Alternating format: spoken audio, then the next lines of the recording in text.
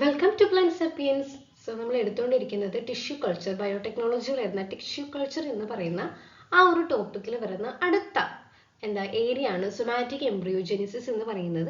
നമ്മൾ മൈക്രോ പ്രൊപ്പഗേഷനും അതിലുള്ള MS media പ്രിപ്പറേഷൻ്റെ സ്റ്റേജും ഒക്കെ പഠിച്ചിട്ടുണ്ട്. സോ വേറൊരു ടിഷ്യൂ കൾച്ചർ മെത്തേഡാണ് സൊമാറ്റിക് എംബ്രിയോജെനിസിസ് എന്ന് പറയുന്നത്. നമ്മൾ ഓർഗാനോജെനിസിസ്, സൊമാറ്റിക് എംബ്രിയോജെനിസിസ്, പിന്നെയുള്ളത് മൈക്രോ പ്രൊപ്പഗേഷൻ, ഇങ്ങനെ 3 ടെക്നിക്സ് ഉണ്ട് എന്നാണ് പറഞ്ഞത്. അത് സെക്കൻഡ് റൗണ്ട് ആയിട്ടുള്ള സൊമാറ്റിക് എംബ്രിയോജെനിസിസ് നമുക്ക് ഡീറ്റെയിൽഡ് ആയിട്ട് ഈ ഒരു ക്ലാസ്സിൽ നോക്കാം. അതിനു മുന്നേ ആദ്യമായിട്ടാണ് എൻ്റെ ചാനൽ കാണുന്നതെങ്കിൽ ചാനൽ ഒന്ന് സബ്സ്ക്രൈബ് ചെയ്യുക. പ്ലാന്റ് സാപ്പിയൻസ് നിങ്ങളുടെ HSST ബോട്ടിനെ അല്ലെങ്കിൽ MSc BSc ബോട്ടിന് റിലേറ്റഡ് ആയിട്ടുള്ള ഫ്രണ്ട്സിനും കൂടി ഒന്ന് ഷെയർ ചെയ്ത് കൊടുത്തേക്കാം. അപ്പം ഇഷ്ടപ്പെട്ടെങ്കിൽ ആ ലൈക്ക് ബട്ടൺ കൂടി ഒന്ന് ക്ലിക്ക് ചെയ്യുക, കമൻറ്റ് ചെയ്യുക. ഏതെങ്കിലും പോർഷൻസ് എടുക്കാൻ ആഗ്രഹിക്കുന്നുണ്ടെങ്കിൽ അതും നിങ്ങൾക്ക് കമൻറ്റ് സെക്ഷനിൽ പറയാവുന്നതാണ്. നമുക്ക് നേരെ ക്ലാസ്സിലോട്ട് പോവാം.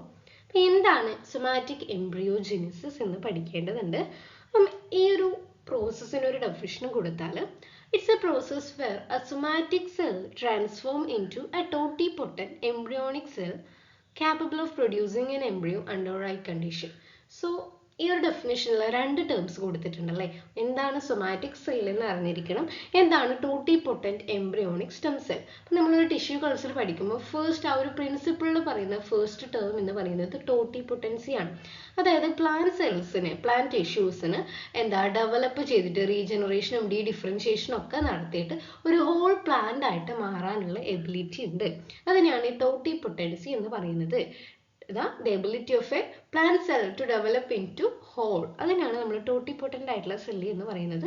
സോ ഒരു സൊമാറ്റിക് എംബ്രിയോജെനിസിസിൽ സൈഗോട്ടിക് എംബ്രിയോജെനിസിസ് അല്ലാതെ ഒരു സൊമാറ്റിക് സെല്ലിൽ നിന്ന് ഒരു ടോട്ടിപൊട്ടന്റ് ആയിട്ടുള്ള എംബ്രിയോണിക് സെല്ല് ഡെവലപ്പ് ചെയ്യാണ്. അതിന് നമ്മൾ കുറേ സ്യൂട്ടബിൾ ആയിട്ടുള്ള കണ്ടീഷനും കൊടുക്കുകയാണ്. അപ്പോൾ എന്താണ് സൊമാറ്റിക് സെല്ല് എന്ന് നമുക്ക് ആദ്യം നോക്കാം. Somatic cells are the cells in a plant body except the reproductive cells. അതായത് സ്പേം, എഗ് എന്ന് പറയുന്ന റീപ്രൊഡക്റ്റീവ് സെല്ല് അല്ലാതെയുള്ള ബാക്കി സെൽസ് ഒക്കെയാണ് നമ്മൾ സൊമാറ്റിക് സെൽ എന്ന് പറയുന്നത്. നമുക്കറിയാം, നമ്മൾ ക്രോമസോം പറയുമ്പം സെക്സ് ക്രോമസോമും ഉണ്ടാവും, സൊമാറ്റിക് ക്രോമസോമും ഉണ്ടാവും അല്ലേ. അത് റീപ്രൊഡക്ഷനുമായിട്ട് റിലേറ്റ് ചെയ്യാത്ത ക്രോമസോമിനാണ് സൊമാറ്റിക് ക്രോമസോം എന്ന് പറയുന്നത്. അതേപോലെ പ്ലാന്റ്സിൽ റീപ്രൊഡക്റ്റീവ് സെൽസ് അല്ലാതെയുള്ള ബാക്കി പ്ലാന്റ് ബോഡിയിലെ പാർട്ടിനൊക്കെ സൊമാറ്റിക് സെൽസ് എന്നാണ് പറയുന്നത്.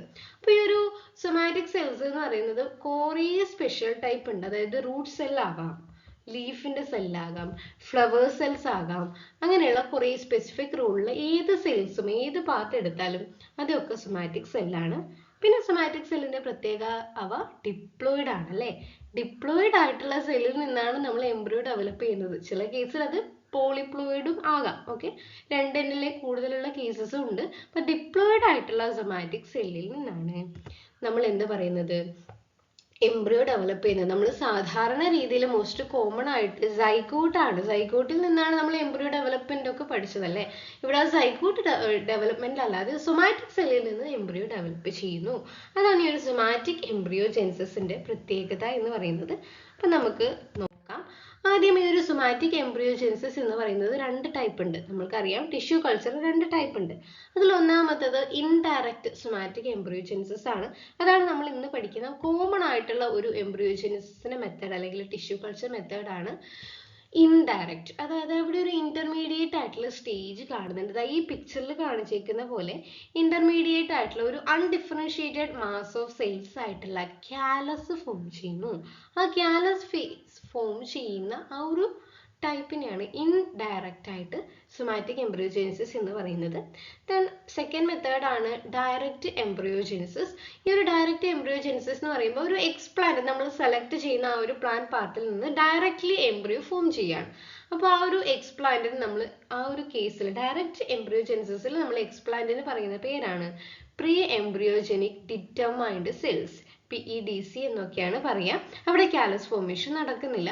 അവ ലെസ് കോമൺ ആയിട്ട് മാത്രമേ ഈ ഒരു സ്റ്റേജിലൊക്കെ യൂസ് ചെയ്യുന്നുള്ളൂ. കാരണം അവയ്ക്ക് എക്സ്പ്ലാന്റിന് കുറച്ച് സ്പെസിഫിക് ആയിട്ടുള്ള ഡെവലപ്മെന്റൽ സ്റ്റേജും സ്റ്റീനോടൈപ്പ് കുറച്ച് ലിമിറ്റിംഗ് ഫാക്ടേഴ്സ് ഒക്കെ ഡയറക്റ്റ് എംബ്രിയോജെനിസിസിലുണ്ട്. അപ്പം നമുക്ക് ഇൻഡയറക്റ്റ് ആയിട്ടുള്ള എംബ്രിയോജെനിസിസിന്റെ പ്രോസസ്സും അവയെ ഡെവലപ്പ് ചെയ്യുന്ന ഫാക്ടേഴ്സും എന്തൊക്കെയാണെന്നാണ് ഈ ഒരു ക്ലാസ്സിൽ നോക്കുന്നത്. Factors affecting somatic embryogenesis. ഇപ്പോൾ ഒരു എംബ്രിയോജെനിസിസ്, സൊമാറ്റിക് എംബ്രിയോജെനിസിസ് സക്സസ് ആവണമെങ്കിൽ അവിടെ കുറേ ഇൻഫ്ലുവൻസിങ് ഫാക്ടേഴ്സ് ഉണ്ട്. അതിൽ ഫസ്റ്റ് വൺ എന്ന് പറയുന്നത് എക്സ്പ്ലാന്റിന്റെ സോഴ്സും എക്സ്പ്ലാന്റിന്റെ ഏജുമാണ്. അപ്പോൾ എന്താണ് എക്സ്പ്ലാന്റ് എന്ന് പറഞ്ഞു കഴിഞ്ഞാൽ നമ്മൾ ഏത് മദർ പ്ലാന്റ്, നമ്മൾ ഡിസൈർഡ് ക്യാരക്ടേഴ്സ് ഉള്ള മദർ പ്ലാന്റിൽ നിന്ന് നമ്മൾ എടുക്കുന്ന ആ ഒരു പാർട്ടിനെയാണ് എക്സ്പ്ലാന്റ് എന്ന് പറയുന്നത്. അപ്പം ആ ഒരു എടുക്കുന്ന എക്സ്പ്ലാന്റിന്റെ ടൈപ്പ്, ഏത് ടൈപ്പ് എക്സ്പ്ലാന്റ് ആണ്, റൂട്ടാണോ സ്റ്റെം ആണോ, അവ മെച്യൂർഡ് ആണോ ഇമ്മെച്യൂർ ആണോ അല്ലെങ്കിൽ ഇന്റർമീഡിയറ്റ് സ്റ്റേജ് ആണോ എന്നുള്ള ആ ഒരു ഏജ് ഒക്കെ നല്ല രീതിയിൽ സൊമാറ്റിക് എംബ്രിയോജെനിസിസിനെ എഫക്റ്റ് ചെയ്യുന്നുണ്ട്. Immature zygotic embryos are often highly responsive. Immature ആയിട്ടുള്ള സൈഗോട്ട് ഡെവലപ്മെന്റ് ആണെങ്കിൽ ഇമ്മെച്യൂർ ആയിട്ടുള്ള എംബ്രിയോസ് ആണ് എടുക്കുക. അതേപോലെ തന്നെ സൊമാറ്റിക് എംബ്രിയോജെനിസിസിലും ഇമ്മെച്യൂർ ആയിട്ടുള്ള സെൽസ് ആണ് എടുക്കുന്നത്. ദെൻ രണ്ടാമത്തേതാണ് plant growth regulators. Okay, plant growth regulators ആണ് രണ്ടാമത്തത്. The balanced concentration. നമ്മൾ ഈ ഒരു സൊമാറ്റിക് എംബ്രിയോജെനിസിസിലൊക്കെ ഓക്സിൻ ആൻഡ് സൈറ്റോകൈൻ ആണ് ക്രൂഷ്യൽ ആയിട്ടുള്ള പ്ലാന്റ് ഗ്രോത്ത് റെഗുലേറ്റേഴ്സ്. അതിൽ ഓക്സിൻ ആണ് ഏറ്റവും ഇമ്പോർട്ടൻ്റ് ആയിട്ടുള്ളത്. സൈറ്റോകൈനേക്കാളും ഓക്സിൻ ആണ് ഏറ്റവും. ഒരു ബാലൻസ്ഡ് കോൺസെൻട്രേഷൻ മെയിലി സിന്തറ്റിക് ആയിട്ടുള്ള 2,4-D ഒക്കെയാണ് ഉപയോഗിക്കുക. ഓരോ സ്റ്റേജിലും അതിന്റെ കോൺസെൻട്രേഷൻ പല രീതിയിലാണ്. അപ്പൊ നമ്മൾ ഓരോ സ്റ്റേജസ് പറയുമ്പോൾ അത് മനസ്സിലാക്കും.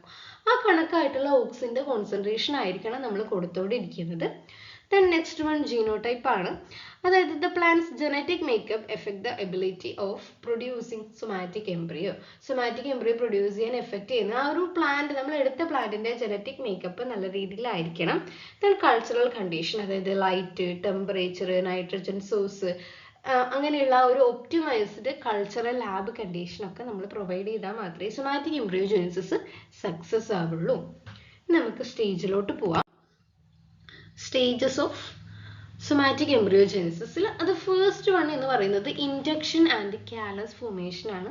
അപ്പോൾ അതിനു മുന്നേ നമ്മൾ എക്സ്പ്ലാന്റ് സെലക്ട് ചെയ്യണം അല്ലേ. അതിന് മുന്നേ ഒരു പ്രീ സ്റ്റേജ് ആയിട്ട് നമുക്ക് എക്സ്പ്ലാന്റിന്റെ സെലക്ഷൻ ആണ്. ഇത് ഫസ്റ്റ് കൊടുത്തേക്കുന്ന ഈ ഒരു പിക്ചർ എന്ന് പറയുന്നത് എക്സ്പ്ലാന്റ്, ഒരു അസെപ്റ്റിക് കണ്ടീഷനിലെ ഡിസൈർഡ് പ്ലാന്റിന്റെ എക്സ്പ്ലാന്റ് നമ്മൾ സെലക്ട് ചെയ്ത് അതിനെ സ്റ്റെറിലൈസ് ചെയ്യണം. അതിന്റെ ഒക്കെ സ്റ്റേജസ് ഞാൻ കഴിഞ്ഞ ക്ലാസ്സിൽ മൈക്രോ പ്രൊപ്പഗേഷൻ പറഞ്ഞിട്ടുണ്ട്. അത് ഈ സ്റ്റേജസ് തന്നെയാണ് ഇവിടെയും വരുന്നത്. എക്സ്പ്ലാന്റ് നമ്മൾ സെലക്ട് ചെയ്തു. ഇനി എക്സ്പ്ലാന്റിൽ നിന്ന് ഒരു പ്ലാന്റ് ടിഷ്യൂവിന്റെ പീസ് എടുത്തില്ലേ, ആ പീസ് ഈ ഒരു ഫസ്റ്റ് സ്റ്റേജിൽ ഒരു ന്യൂട്രിയന്റ് മീഡിയത്തിൽ നമ്മൾ വെക്കുകയാണ്. ഓക്കെ, കാലസ് ഉണ്ടാകണമെങ്കിൽ നമ്മൾ എടുത്ത എക്സ്പ്ലാന്റ് ഒരു ന്യൂട്രിയന്റ് മീഡിയത്തിൽ വെക്കണം. ആ ന്യൂട്രിയന്റ് മീഡിയത്തിൽ ഹൈ കോൺസെൻട്രേഷൻ ഓഫ് ഓക്സിൻ ഉണ്ടായിരിക്കണം. ഓക്കെ, ഫസ്റ്റ് സ്റ്റേജിൽ ഓക്സിന്റെ കോൺസെൻട്രേഷൻ ഹൈ ആയിരിക്കണം. 2,4-D ആണ് മെയിൻലി സിന്തറ്റിക് ആയിട്ടുള്ള ഓക്സിൻ നമ്മൾ യൂസ് ചെയ്യുക. ഹൈ കോൺസെൻട്രേഷൻ ഓക്സിനിനകത്ത് നമ്മൾ എക്സ്പ്ലാന്റ് വെച്ചു. എക്സ്പ്ലാന്റ് വെച്ച് കഴിഞ്ഞാൽ കുറച്ച് കാലത്തേക്ക് അവിടെ അങ്ങനെ വെച്ച് കഴിഞ്ഞാൽ എക്സ്പ്ലാന്റ് എന്ത് ചെയ്യും, ഡിവൈഡ് ചെയ്ത് ഒരു അൺഓർഗനൈസ്ഡ് മാസ് ഓഫ് സെൽസ് ഉണ്ടാകും. ഇത് ഇൻഡയറക്റ്റ് ആണ്. അതുകൊണ്ട് തന്നെ ഒരു ഇന്റർമീഡിയറ്റ് സ്റ്റേജ് ആയിട്ടുള്ള അൺഓർഗനൈസ്ഡ് മാസ് ഓഫ് സെൽസ് ഈ പിക്ചറിൽ കാണിച്ചിരിക്കുന്ന കാലസ് ഉണ്ടാകും. ഓക്കെ, ഫസ്റ്റ് സ്റ്റേജ് അതാണ്. ഹൈ കോൺസെൻട്രേഷൻ ഓഫ് ഓക്സിൻ കൊടുക്കുക, ഇൻഡക്ഷൻ അടക്കുക, കാലസ് ഫോം ചെയ്യാം. ദെൻ സെക്കൻഡ് സ്റ്റേജ് ആണ് പ്രോലിഫറേഷൻ. പ്രോലിഫറേഷൻ എന്ന് പറയുമ്പം നമ്മൾ ഉണ്ടായ കാലസ് ഉണ്ടല്ലോ, ഈ ഉണ്ടായ കാലസ് ഒരു ഫ്രയബിൾ സെമി ട്രാൻസ്കുലന്റ് ആയിട്ടുള്ള ഒരു കാലസ് ആയിരിക്കും ഉണ്ടായിരിക്കുക. ഈ ഒരു കാലസിനെ നമ്മൾ പുതിയൊരു മീഡിയത്തിലേക്ക് ട്രാൻസ്ഫോം ചെയ്യാണ്. ഒരു ഫ്രഷ് മീഡിയത്തിൽ കൺവേർട്ട് ചെയ്യുമ്പം അവിടെയും സെയിം എമൗണ്ട് ഓക്സിജൻ ലെവൽ തന്നെയാണ് മെയിൻറ്റെയിൻ ചെയ്യേണ്ടത്. ഓക്കെ, സെക്കൻഡ് സ്റ്റേജിലും സെയിം ലെവൽ ഓക്സിജൻ തന്നെയാണ് മെയിൻറ്റെയിൻ ചെയ്യേണ്ടത്. എന്തിനു വേണ്ടിയിട്ടാണ്, ഈ ഒരു കാലസിൽ നിന്ന് എംബ്രിയോ ഗ്രോ ചെയ്യാൻ വേണ്ടിയിട്ടുള്ള ഒരു ഇന്റർമീഡിയറ്റ് സ്റ്റേജ് ആണ് എംബ്രിയോജനിക് സെൽ മാസസ്. ഈ ഒരു എംബ്രിയോജനിക് സെൽ മാസസ് ഫോം ചെയ്യണമെങ്കിൽ അതിൽ നിന്നാണ് എംബ്രിയോ ഉണ്ടാകുന്നത്. അതിന് ഒരു സെയിം എമൗണ്ട് ഓക്സിൻ തന്നെ കാലസിൽ കൊടുക്കണം. തേർഡ് സ്റ്റേജ് ആണ് ഡെവലപ്മെന്റ്. അതായത് എംബ്രിയോയുടെ ഫോർമേഷൻ നമ്മൾ പ്രൊമോട്ട് ചെയ്യാണ്. ഇപ്പോൾ ഒരു പുതിയ ന്യൂട്രിയന്റ് മീഡിയത്തിൽ എംബ്രിയോജനിക് മാസ് സെൽസ് ഉണ്ടായി. അത് റെഡ്യൂസ്ഡ് ഓക്സിൻ കുറഞ്ഞ ഒരു മീഡിയത്തിലേക്ക് വീണ്ടും ട്രാൻസ്ഫർ ചെയ്യാണ്. നമ്മൾ മൂന്നാമത്തെ തവണയാണ് ഇപ്പോൾ മീഡിയം ട്രാൻസ്ഫർ ചെയ്യുന്നത്. ആദ്യത്തെ രണ്ട് കേസിൽ ഓക്സിൻ ഹൈ കോൺസെൻട്രേഷൻ ആയിരിക്കണം.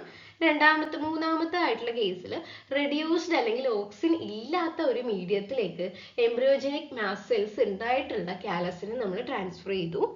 സോ ഇവിടെ നിന്ന് എന്തുണ്ടാകും, എംബ്രിയോജനിക് സെൽസ് ഡിഫറൻഷിയേറ്റ് ചെയ്തിട്ട് ഒരു വിസിബിൾ ആയിട്ടുള്ള എംബ്രിയോ ഉണ്ടാകും. നമ്മൾ പ്ലാന്റ് എംബ്രിയോ എന്ന് പറയുമ്പോൾ അതിൽ കുറേ സ്റ്റേജസ് നമ്മൾ പഠിച്ചിട്ടുണ്ട്. അപ്പോൾ ആ ഒരു പ്ലാന്റ് എംബ്രിയോയുടെ സ്റ്റേജസിലൂടെ ഇവിടെയും കടന്നു പോകും. ഏതൊക്കെയായിരുന്നു? ആദ്യം ഉണ്ടാകുന്ന സ്റ്റേജ് ആണ് ഗ്ലോബുലാർ സ്റ്റേജ്. ഒരു റൗണ്ട് ആയിട്ടുള്ള ഒരു മൾട്ടി സെല്ലുലാർ സ്ട്രക്ചർ ആയിരിക്കും ഉണ്ടായിരിക്കുക. ദെൻ സെക്കൻഡ് വൺ ഹാർട്ട് ഷേപ്പുള്ള ഒരു എംബ്രിയോ ഉണ്ടാകുന്നുണ്ട്, ഒരു bilateral symmetry. Okay. Then third stage ആണ് ടോർപോഡോ സ്റ്റേജ്. കുറച്ചും കൂടി ഇലോങ്ങേറ്റഡ് ആണ്, റൂട്ടും ഷൂട്ട് ആക്സസും ഒക്കെ ഡെവലപ്പ് ചെയ്യാൻ വേണ്ടി തുടങ്ങും. ദെൻ ലാസ്റ്റ് ആണ് കോട്ടിലിഡനസ് സ്റ്റേജ്. കോട്ടിലിഡൻസ് ഡെവലപ്പ് ചെയ്യും, ഒരു മെച്യൂർ എംബ്രിയോ സ്റ്റേജ് ആയിട്ട് ഡെവലപ്പ് ചെയ്യും. ഇതാണ് മൂന്നാമത്തത് എംബ്രിയോ ഡെവലപ്മെന്റ് വരെയുള്ള സ്റ്റേജ്. അപ്പൊ നമ്മൾ ഓക്സിന്റെ കോൺസെൻട്രേഷൻ ഒക്കെ നല്ല രീതിയിൽ പഠിച്ചു വെക്കണം. നെക്സ്റ്റ് സ്റ്റേജ് ആണ് മെച്ചുറേഷൻ. അപ്പൊ നമ്മൾ എംബ്രിയോ ഡെവലപ്പ് ചെയ്തു, ആ ഡെവലപ്പ് ചെയ്ത എംബ്രിയോ വേറൊരു മീഡിയത്തിൽ, നാലാമത്തെ മീഡിയത്തിലേക്ക് ട്രാൻസ്ഫർ ചെയ്യാണ്, ഒരു മെച്ചുറേഷൻ മീഡിയം. അതായത് ഡെവലപ്പ് ചെയ്ത ആ ഒരു മെച്ചുർ എംബ്രിയോ നല്ല രീതിയിൽ മെച്ചുർ ചെയ്യാൻ വേണ്ടിയിട്ട് ലിപ്പിഡിന്റെയും പ്രോട്ടീൻസിന്റെ ഒക്കെ റിസർവ് സ്റ്റോറേജ് ഒക്കെ ഉള്ള ഒരു മീഡിയത്തിലേക്ക് നമ്മൾ ട്രാൻസ്ഫർ ചെയ്യാണ്. കൂടാതെ അവിടെ എബ്സിസിക് ആസിഡും കൂടി നമ്മൾ ചെറിയ രീതിയിൽ ആഡ് ചെയ്യുന്നുണ്ട്. പ്രിക്കോഷ്യസ് ആയിട്ടുള്ള ജെർമിനേഷൻ, മുന്നേയുള്ള ജെർമിനേഷൻ ഒഴിവാക്കാൻ വേണ്ടിയിട്ടാണ്, ഒരു പ്രോപ്പർ ആയിട്ടുള്ള എംബ്രിയോ ഡെവലപ്പ് ചെയ്യാൻ വേണ്ടിയിട്ട് ചെറിയ രീതിയിൽ എബ്സിസിക് ആസിഡ് കൂടി നമ്മൾ ആഡ് ചെയ്യും. ദെൻ ഫിഫ്ത്ത് സ്റ്റേജ് ആണ് ജെർമിനേഷൻ ആൻഡ് പ്ലാന്റ്ലെറ്റ് ഫോർമേഷൻ.